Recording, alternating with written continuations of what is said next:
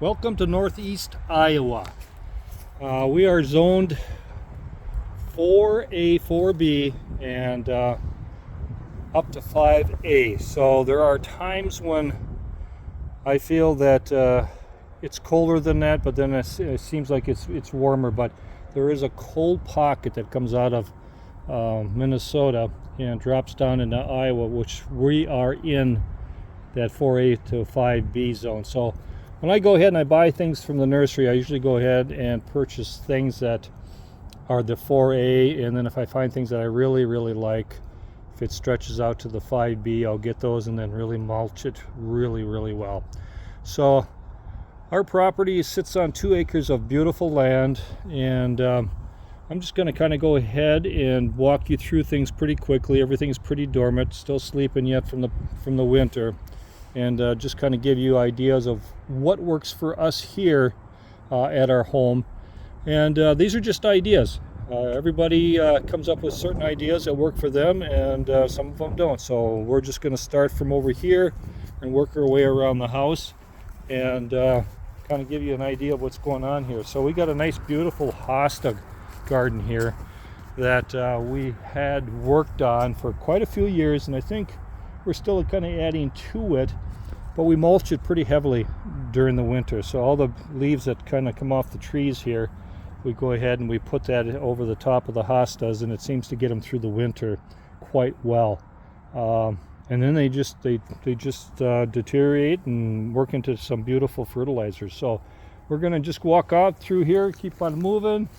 Up above us, we've got 2 great big beautiful trees, some pine trees that are just majestic. They just, from a distance, are just totally incredible. And then we got ourselves a nice little fire pit over here, and we got some wheatgrass that wraps around the fire pit. And then as we head into the area here of the hydrangeas, we go ahead and we mulch these down too, and use the mulch very wisely with the leaves too, and those just basically break down, and before you know it, they're gone. So we use everything as much as possible that we have for resources here. The ones we got here in this little hydrangea area are the limelights, and they're absolutely beautiful. So we're just going to walk around up over here.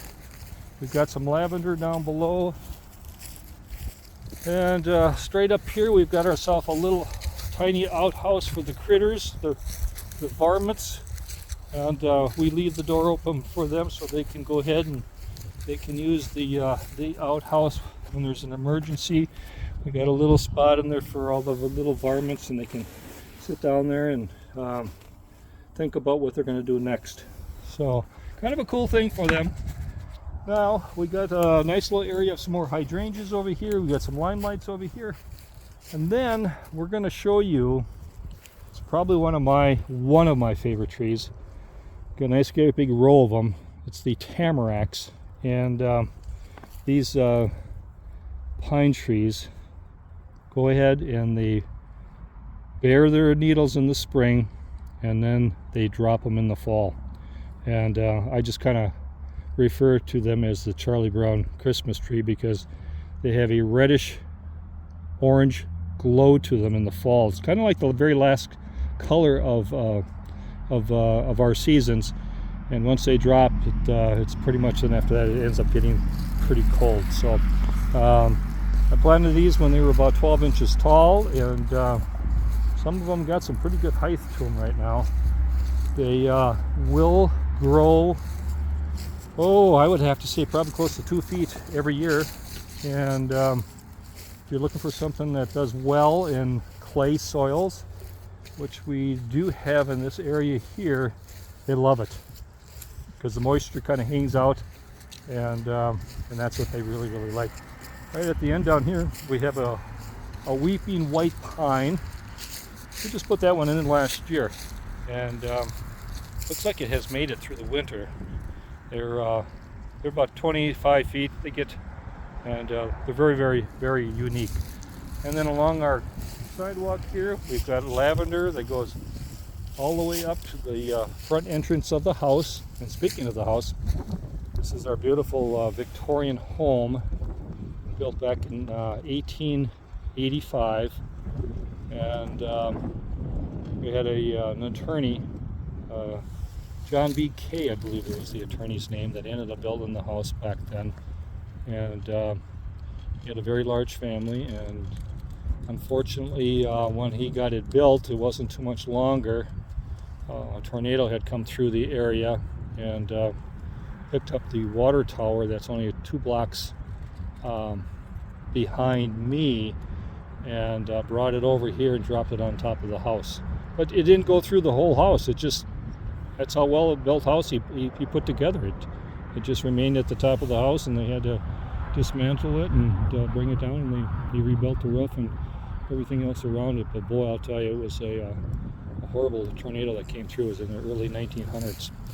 Okay, so as we keep going through here, we're going to go walk our way up to the front entrance. We've got lots of flower beds off to our right here. Everything's just kind of looking sleepy yet, but we do have some things that are starting to show some life, and we're going to take you up to the front doorway here. We are getting signs of life where the tulips are starting to break ground. Now, we are in the last week of March here in northeast Iowa, so we are getting signs of some type of life starting to shoot through, so it looks kind of cool. Last fall, I think I got a little ambitious. I ended up purchasing about 400 tulip bulbs, and it took me a few days to get them planted, but now I think I'm really excited to see how they all end up turning out. But it's going to be one of these little quick tours that we're going to go through, and then as the season starts to move forward, we'll start getting a little bit more information out there to all of you. We've got some beautiful black hill spruce that are out here, and those are doing so well for us. We're just trying to get ourselves kind of a hedge for privacy and for some noise purposes also. So off to our left over here, we've got a nice another hydrangea area, and no signs of life yet, so I probably won't be doing any pruning to that until I start seeing some green buds starting to pop out. But right now, still kind of sleepy. And then we are starting to see some stelladoras that are starting to break ground here, and they're kind of looking alive, along with some other little things here that are starting to pop up along with the spring announcement of last week. Actually, we had spring. So we do have some tulips also in here that are starting to kind of break up and come through. And then we just got some other things here that just need cleaning up as time comes about. And we are now towards where we got going on here. We're going to head back to the vegetable area. I'll just kind of show you what I did today.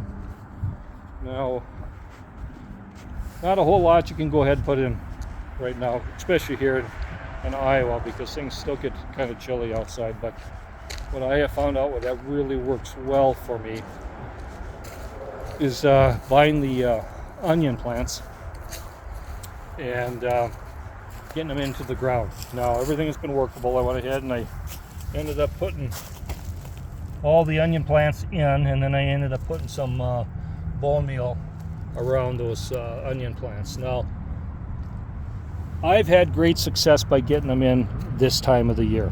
Now, this works for me. A lot of areas it doesn't work for, but I have found out that the sooner that I can get it into the ground, the larger production I get on my bulbs.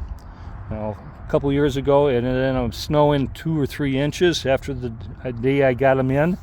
But I'll tell you what, that snow did absolutely wonderful for these onion plants. So I find the best onion plants work well for me.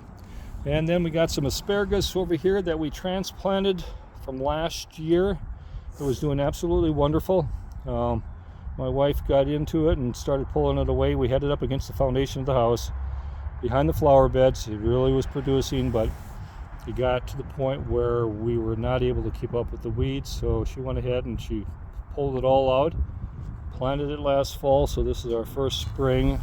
Probably won't get much, if anything at all. From what I understand, it takes 2 to 3 years before you start getting some more production off those plants after transplanted. So if you ever plant any asparagus, put it in a spot, make sure you like that spot, and keep it there, because once you transplant it and move it somewhere else, it's going to take up to 2 or 3 years for it to start reproducing again. So then we got lavender straight up ahead here, so we're going to have a lot of things we're going to be able to show you as we progress into these seasons, and just kind of stay with us. I'm going to make this one short. I like to try to keep them as short as possible, so there's going to be a lot to talk about. So we're going to go ahead and kind of leave things as where they're at, and thanks for visiting Northeast Iowa, and give us a likes up, give us a nice subscribe, and we'll see you soon.